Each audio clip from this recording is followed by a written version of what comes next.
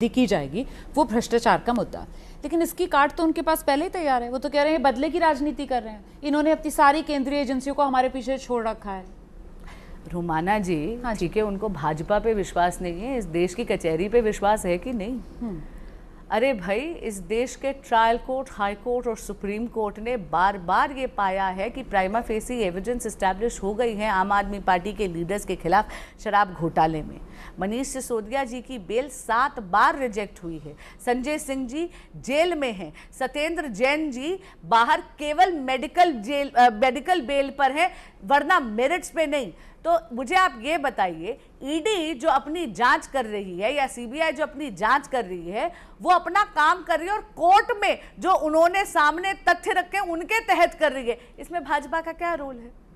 पर वो तो कहते हैं कि इससे पहले ईडी का कोई नोटिस आता है, भाजपा के नेताओं की तरफ से पहले ही प्रेस कॉन्फ्रेंस कर दी जाती है। इनके पास पहले जानकारी होती है क्या होने वाला है। मतलब आम आदमी पार्टी कहती है कि ईडी अभी गिरफ्तार कर नहीं रही है, लेकिन उससे पहले ही बीजेपी के नेता आके प्रेस कॉन्फ्रेंस करने लगते हैं कि ये तो गिरफ्तार होंगे जी। कैसे? बड़ी विनम्रता से बोलना चाहूंगी, जो मुख्यमंत्री अपने बच्चों की शपथ खा के ये बोले कि वो कांग्रेस के साथ कभी गठबंधन नहीं करेंगे, लेकिन बाद में राजनीतिक स्वार्थ के लिए वो गठबंधन कर लेते हैं, क्या आप उनकी बात पे विश्वास करेंगी? क्योंकि मैं तो नहीं करती। लेकिन अब तो गठबंधन कर लिया है कांग्रेस के साथ और अब तो वो जीत का दावा कर रहे हैं। तो देखिए, ऐसा है, जीवित का दावा करने से तो उनको कोई नहीं रोक सकता। मुंगेरी लाल के हसीन सपने तो हर कोई देख सकता है। अच्छा। लेकिन रही बात उनके गठबंधन की, तो मैं कहूंगी चोर चोर मौसेरे भाई। आप भूल गई कि केजरीवाल जी एक 500 करोड़ क्लब का एक ब्लैक कलर की डायरी झलकाते थे, लेकिन आज के दिन आम आदमी पार्टी सर से लेके पांव तक भ्रष्टाचार में इतनी डूबी हुई है कि ऐसा लगता है कि उन्होंने 500 करोड़ करप्शन क्लब की मेंबरशिप की एलिजिबिलिटी हासिल कर ली है। अब लेकिन ये तो राजनीति का ही मिजाज है ना। आप वहां देखिए ना, देवेंद्र फडणवीस ही कहते थे चक्की पीसिंग एंड पीसिंग एंड पीसिंग, और फिर उन्हीं अजीत पवार के साथ सरकार बना ली है। अभी जाकर कश्मीर में कहा जाता था कि आप यहाँ पर बाप बेटी की सरकार है, फिर उन्हीं बाप बेटी के साथ मिलकर सरकार बना ली। मतलब ये तो फिर सत्ता का चरित्र है। ऐसा नहीं है, बीजेपी भी करती रही। बिल्कुल नहीं। इसका जवाब हमारे माननीय गृह मंत्री जी दे चुके हैं। जो भी व्यक्ति भाजपा की विचारधारा से और हमारे एजेंडा से सहमत है, उनका भाजपा में स्वागत है। लेकिन ये मैटर ऑफ रिकॉर्ड है कि जो भी भाजपा में सम्मिलित हुआ है, एक भी व्यक्ति के खिलाफ केसेस क्लोज नहीं करे गए हैं। खैर, जल्दी से कुछ और सवाल लेते हैं। हाँ जी। हेलो मैम, मेरा नाम आस्तिक तिवारी है। मैं पूछना चाहूँगा, जैसे हम जानते हैं कि आपकी माता जी का एक बहुत ही काफ़ी अहम रोल रहे हैं भारतीय राजनीति में। अब उनसे जुड़ा कहीं ना कहीं नाम आपका है, जो अब आपने एंट्री करी है राजनीति में। आपका व्यक्तिगत विजन क्या है? पॉलिटिक्स की बात नहीं, आपको और कैसे बढ़ाएंगे व्यक्तिगत विजन? एक और सवाल कोई और लेना है? पीछे दे दीजिए माइक। नमस्कार, मेरा नाम आयुष मिश्रा है।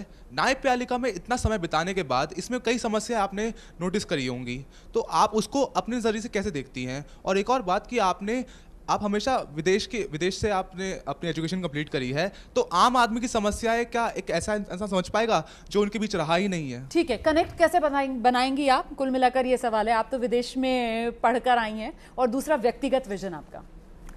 तो पहले आपका सवाल का जवाब दे देती हूँ। आपने पूछा कि मैं कनेक्ट कैसे बनाऊंगी।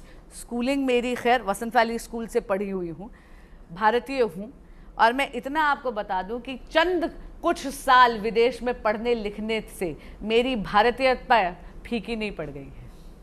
और रही बात, जैसे मैंने कहा, मेरे संस्कार, मेरे मूल्य, मेरे विचार पूरी तरह भारतीय हैं। मैंने शायद वो चीज़ें भी करी होंगी जो आपने नहीं करी होंगी। आपने कभी चक्की पे आटा पीसा है? मैंने पीसा है। आपने कभी सिंगदाना पोली सिंगरूर हवेली के खेत में बैठ के ट्यूबवेल पे खाया है? मैंने खाया है। देखिए, ऐसा है, ऐसे तो कोई भी ये आवरण होते हैं। आप अपने हिसाब से बस एक चीज़ बना लेते हैं कि कोई विदेश में पढ़ा है, इसलिए शायद ज़्यादा अंग्रेजियत होगी। ऐसा बिल्कुल भी नहीं। और व्यक्तिगत विजन की आपकी वो बात कर रहे थे, मैं इसमें जोड़ देती हूँ सवाल। यहाँ पे मामला कुछ व्यक्तिगत विजन का है, या यहाँ कुछ गुंजाइश ही नहीं है व्यक्तिगत विजन की? क्योंकि जो पार्टी का विजन है बिल्कुल उसके साथ मेल खाता हुआ आपका व्यक्तिगत विजन भी है। जो पार्टी का विजन है वो मेरे व्यक्तिगत विजन से इसलिए मेल खाता है क्योंकि पार्टी अपना विजन जो है वो भारत की जनता की आवाज़ सुनकर बनाती है। पार्टी ने जो 370 बीजेपी और 400